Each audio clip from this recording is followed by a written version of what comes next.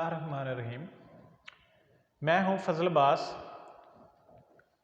Class 9th chemistry, lecture number 1, chapter number 1 start से हम लोग पढ़ेंगे, जिसमें हम लोग इसका इंट्रोडक्शन कर रहे हैं केमिस्ट्री का कि केमिस्ट्री होती क्या है, और हम लोग थोड़े से इसके डिस्कस करेंगे ब्रांचेस के बारे में भी। तो केमिस्ट्री की जो डेफिनेशन है वो ये है कि it is the branch of science. एक तो हम लोग इस बात को समझेंगे कि साइंस क्या है, in which we study about the structures. एक हम इस बात को समझेंगे, ठीक है। कंपोजिशन, एक बात हम लोग इसको समझेंगे। दूसरी प्रॉपर्टीज, इसको समझेंगे, ठीक है। With chemical reaction of any matter, किसी भी मैटर की, किसी भी मादा की जब आप स्ट्रक्चर, कंपोजिशन, प्रॉपर्टीज को आप लोग डिस्कस करते हैं, स्टडी करते हैं, तो उसको हम कहते हैं, उस मैटर की केमिस्ट्री कहते हैं। मैं एक मिसाल लेता हूं। फॉर एग्जाम्पल हमारे पास जो वाटर है उसका फार्मूला, केमिकल फार्मूला H2O है। क्या ये एक मैटर है? जाहिर बात है एक मैटर है, क्योंकि मैटर को हम लोग जब डिफाइन करते हैं तो बेटा हम कहते हैं कि हमारे पास anything which have the mass and occupy the volume is called matter. हर वो चीज जो वजन रखती है और जगह घेरती है वो मादा कहलाती है। अगर इस डेफिनेशन को हम लोग देखें तो दुनिया की हर एक चीज इस सर्कल में आ जाती है, इस डेफिनेशन में आ जाती है कि दुनिया की हर एक चीज जो है, इस यूनिवर्स की हर एक चीज जो है वो एक मैटर है, एक मादा है। क्यों? क्योंकि अगर हम लोग सिंपल एक थोड़ा सा हम लोग सोचें इसके बारे में, तो हर एक चीज जो है वो एटम्स से मिलकर बनी हुई है, एटम्स से मिलकर बनी हुई है। तो एटम किससे मिलकर बना हुआ है?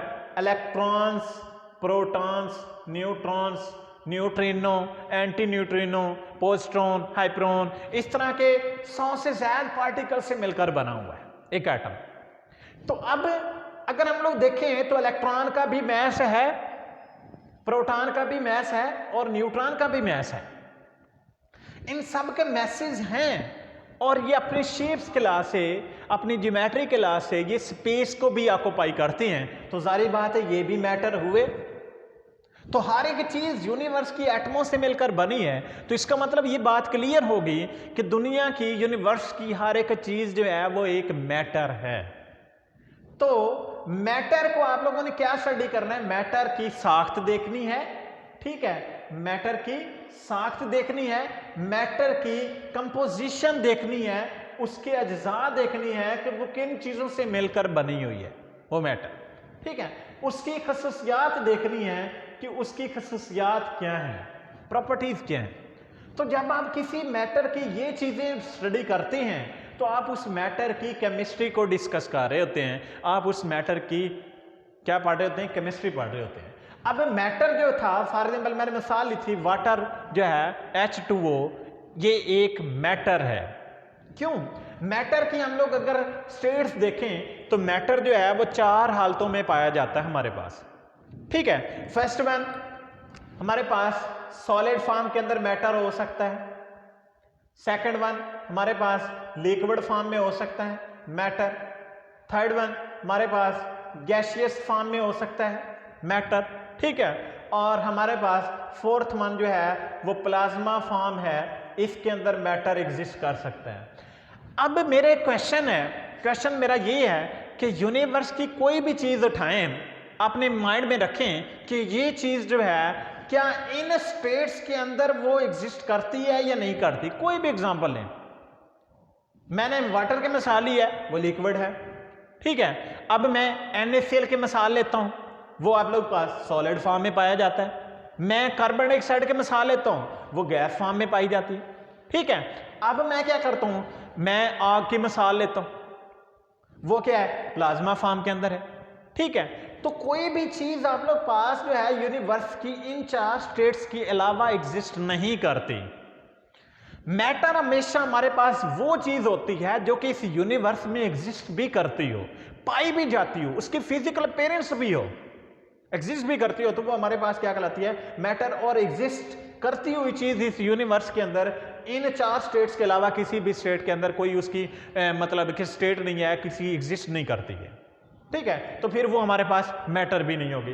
तो मैटर हमारे पास जो भी चीज होगी उसको आप लोगों ने ये स्टडी करना है, ये चीजें आप लोगों ने देखनी है, उसके स्ट्रक्चर देखने हैं, उसकी कंपोजिशन देखनी है, उसकी प्रॉपर्टीज देखनी है किसी भी मैटर की, तो आप लोग पास उसकी केमिस्ट्री को पढ़ रहे होंगे। अब मैंने मिसाल ली है H2 लिक्विड फॉर्म में मैटर है। अब हम लोगों ने इसकी देखने, इसका सबसे पहले मैं देखता हूं इसकी कंपोजिशन कि ये बनता कैसे है। ठीक है, ये इसकी कंपोजिशन में अज्जा में वो किन चीजों से मिलकर बना है। तो हमारे पास जो वाटर होता है ये बेटा हमारे पास हाइड्रोजन गैस और ऑक्सीजन गैस के मिलने से बनता है। हाइड्रोजन गैस और ऑक्सीजन गैस ये मिलते हैं तो ये क्या बनाते हैं, वाटर बना देते हैं, जो कि लिक्विड फॉर्म में एग्जिस्ट करता है। तो अब हम लोगों ने वाटर की क्या देख ली है, कंपोजिशन।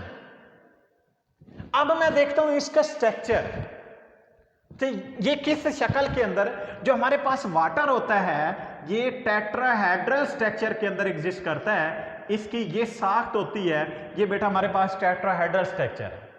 ठीक है, ये आपका कंसेप्ट नहीं है, लेकिन मैं आप लोगों को ये बात बताने के लिए बता रहा हूं कि ये हमारे पास क्या है, टेट्राहेड्रल स्ट्रक्चर है, वाटर इस फॉर्म के अंदर एग्जिस्ट करता है। ठीक है, अब तीसरी बात जो है वो प्रॉपर्टीज हम लोगों ने तीसरी डिस्कस करने हैं। तो वाटर जो होता है पहली प्रॉपर्टी में हम लोग देखते हैं उसका कलर देख लेते हैं। ठीक है, उसकी हम लोग डेंसिटी देख लेते हैं, उसका हम लोग क्या करते हैं, मेल्टिंग बॉइलिंग पॉइंट देख लेते हैं, उसकी हम लोग बॉन्डिंग देख लेते हैं कि कौन सी बॉन्डिंग पाई जाती है। तो ये हम लोग सारी चीजें प्रॉपर्टीज में डिस्कस कर रहे हैं कि उसका कलर कौन सा है, उसकी डेंसिटी कितनी, उसके बॉइलिंग पॉइंट कितने, उसके मेल्टिंग पॉइंट कितने, उसकी बॉन्डिंग कौन सी है। ये सारी हम लोग उस चीज की क्या कर रहे हैं, प्रॉपर्टीज को डिस्कस कर रहे हैं। अब हम लोग वाटर की प्रॉपर्टीज डिस्कस करते हैं तो वाटर का पहला जो है ऑप्शन कलर का है, कलर लेस होता है, तो ये भी उसकी एक प्रॉपर्टी है। ठीक है, दूसरी डेंसिटी कितनी होती है, 1 ग्राम पर cm³ होती है। ठीक है, जो कि हम लोग डेंसिटी जो है वो एक फार्मूले से हम लोग कैलकुलेट करते हैं, D = m/v। इस फार्मूले से हम लोग इसको कैलकुलेट कर लेते हैं। ठीक है, तो बॉइलिंग पॉइंट इसके कितने होते हैं, 100 सेल्सियस होते हैं। बॉन्डिंग कौन सी होती है, कोवलेंट बॉन्डिंग होती है। तो ये सारी चीजें आप लोगों ने इसके अंदर क्या की हैं, डिस्कस की हैं। अब आप लोगों ने वाटर जो एक एग्जांपल आप लोगों ने मैटर की ली थी, आप लोगों ने एक एग्जांपल वाटर की ली, मैटर की ली, उसका आप लोगों ने स्ट्रक्चर भी देखा, उसकी कंपोजिशन भी देखी, उसके प्रॉपर्टीज भी आप लोगों ने देखे। तो ये एक मैटर की केमिस्ट्री के अबाउट आप लोग पढ़ रहे थे। ये एक मैटर की क्या है, केमिस्ट्री है। अब इसी तरह हम लोग कोई सॉलिड की मिसाल लेते हैं, लाइक NaCl ले लें। अब हमारे पास क्या है, NaCl है। ठीक है, NaCl, इसकी कंपोजिशन क्या होगी, इसकी कंपोजिशन सोडियम और क्लोरीन एटम्स आपस में मिलेंगे और वो क्या बना देंगे, NaCl बना देंगे। तो ये इसकी क्या होगी, कंपोजिशन होगी। दूसरी बात क्या है, इसका आप लोगों ने स्ट्रक्चर को डिस्कस करना है। तो स्ट्रक्चर हमारे पास जो जितने भी आयोनिक कंपाउंड होते हैं वो हमारे पास क्यूबिक क्रिस्टल फॉर्म के अंदर पाए जाते हैं, क्यूबिक शेप के अंदर पाए जाते हैं। ये इसकी क्यूबिक शक्ल है, इसकी ज्योमेट्री है, शेप है, इसके अंदर NaCl एग्जिस्ट करेगा। तो ये इसका स्ट्रक्चर हो गया। उसके बाद प्रॉपर्टीज को डिस्कस करते हैं। कलर कौन सा होगा इसका, वाइट, NaCl। ठीक है, डेंसिटी हम लोग इस फार्मूले से इसके कैलकुलेट कर सकते हैं। ठीक है, इसके मेल्टिंग पॉइंट जो होते हैं वो 800 सेल्सियस होते हैं और बॉइलिंग पॉइंट जो होते हैं वो 1413 आप लोग पास कितने हैं, 1413 सेल्सियस इसके बॉइलिंग पॉइंट होते हैं। बॉन्डिंग कौन सी होती है, आयोनिक होती है, क्योंकि ये आयंस के अंदर एग्जिस्ट करता है, पॉजिटिव नेगेटिव चार्ज के अंदर एग्जिस्ट करता है। तो ये इसकी बॉन्डिंग कौन सी होगी, आयोनिक होगी। तो ये आप लोग क्या पढ़ रहे हैं, एक मैटर NaCl की केमिस्ट्री को स्टडी कर रहे हैं कि उसकी स्ट्रक्चर देखें, उसके कंपोजिशन देखें, उसके प्रॉपर्टी देखें। तो एक जो मैटर NaCl था जो सॉलिड फॉर्म में एग्जिस्ट करता है, उसकी केमिस्ट्री को आप लोगों ने स्टडी की है। ठीक है, तो मुझे उम्मीद है कि आप लोग केमिस्ट्री का जो इंट्रोडक्शन था वो क्लियर हो गया होगा। नेक्स्ट अब हम लोग इसकी ब्रांचेस को स्टडी करते हैं। तो पहली ब्रांच जो है वो हमारे पास है फिजिकल केमिस्ट्री। तो अब आप लोगों के साथ में ये बात तो माइंड में आ गई होगी कि केमिस्ट्री जो होती है वो किसी मैटर की स्टडी होती है। अगर हम लोग ये सिंपली अगर कह दें कि study of a matter is called chemistry तो फिर भी बात एक कंप्लीट हो जाती है। लेकिन क्वेश्चन फिर ये बात आ जाती है, क्वेश्चन एक राइज होता है कि स्टडी हम लोगों ने क्या करनी है, तो वो स्टडी आप लोगों ने ये चीजें करनी होती है। तो लेकिन यहां पर हम लोग डिस्कस करेंगे फिजिकल केमिस्ट्री को, तो जाहिर बात है हमारे पास कोई मैटर होगा, ठीक है, तो हमारे पास कोई मैटर जो होगा उसकी फिजिकल अपीयरेंस को आप लोगों ने जांचना है। उसकी फिजिकल अपीयरेंस में आप लोग उसकी बॉन्डिंग देख सकते हैं, उसका स्ट्रक्चर देख सकते हैं, उसकी कंपोजिशन देख सकते हैं, उसका कलर देख सकते हैं, उसके मेल्टिंग और बॉइलिंग पॉइंट्स को डिस्कस कर सकते हैं। फिजिकल अपीयरेंस किसी कंपाउंड की, किसी मैटर की आप लोगों ने फिजिकल केमिस्ट्री के अंदर डिस्कस करते हैं, ठीक है। नेक्स्ट वन हमारे पास है ऑर्गेनिक केमिस्ट्री। तो हमारे पास पीरियोडिक टेबल के अंदर जो है वो 118 एलिमेंट पाए जाते हैं, 118 एलिमेंट्स मौजूद हैं, ठीक है। उनमें से सिर्फ 2 एलिमेंट ऐसे हैं जिनकी वजह से लाखों करोड़ों मिलियन ट्रिलियंस की तादाद में कंपाउंड मौजूद हैं, जो कि कौन से हैं, कार्बन और हाइड्रोजन। ये 2 ऐसे एलिमेंट हैं जिनकी वजह से लाखों करोड़ों की तादाद के अंदर कंपाउंड हैं, और उनको बेटा हम लोग कहते हैं हाइड्रोकार्बन्स। क्या कहते हैं उनको, हाइड्रोकार्बन्स। हाइड्रोजन, कार्बन्स, कार्बन और हाइड्रोजन जैसे एलिमेंट्स पर मुश्तमिल जितने भी कंपाउंड्स होते हैं उनको कहा जाता है hydrocarbons. Like this, for example आप लोग पास मीथेन है CH4, अब इसके अंदर एक कार्बन का एटम है, 4 हाइड्रोजन के एटम है, तो ये क्या है, हाइड्रोकार्बन है। Like this ethane C2H6, 2 carbon हो गए, 6 हाइड्रोजन हो गए, ठीक है। प्रोपेन C3H8, 3 कार्बन और 1 हाइड्रोजन हो गए। तो ये हमारे पास क्या है, ये हमारे पास क्या है, हाइड्रोकार्बन्स हैं। इसी तरह लाखों करोड़ों की तादाद में ये हाइड्रोकार्बन मौजूद हैं, और सिर्फ उन हाइड्रोकार्बन्स की जो स्टडी, जाहिर बात है ये भी मैटर है। अब ये अगर मीथेन की बात करते हैं तो मीथेन एक गैस फॉर्म के अंदर पाई जाती है, इथेन भी गैस है, प्रोपेन भी गैस है। तो ये क्या है, आप लोग पास क्या होंगे, गैस फॉर्म कोई मैटर एग्जिस्ट करता है, गैसियस उसकी स्टेट है, तो जाहिर बात है हमारे पास ये मैटर हैं, और इनको स्टडी करना, स्टडी क्या करना है, ये स्ट्रक्चर देखनी है, इनकी कंपोजिशन देखनी है, प्रॉपर्टी देखनी है। तो ये आप लोगों ने इन्हीं मैटर्स की जो कि हाइड्रोकार्बन्स हैं, इनकी ये चीजें जब स्टडी करेंगे तो उसको फर्दर एक ब्रांच के अंदर डिवाइड कर दिया गया है, एक नेक्स्ट पोर्शन उसका बना दिया गया है, जिसको ऑर्गेनिक केमिस्ट्री का नाम दिया गया है।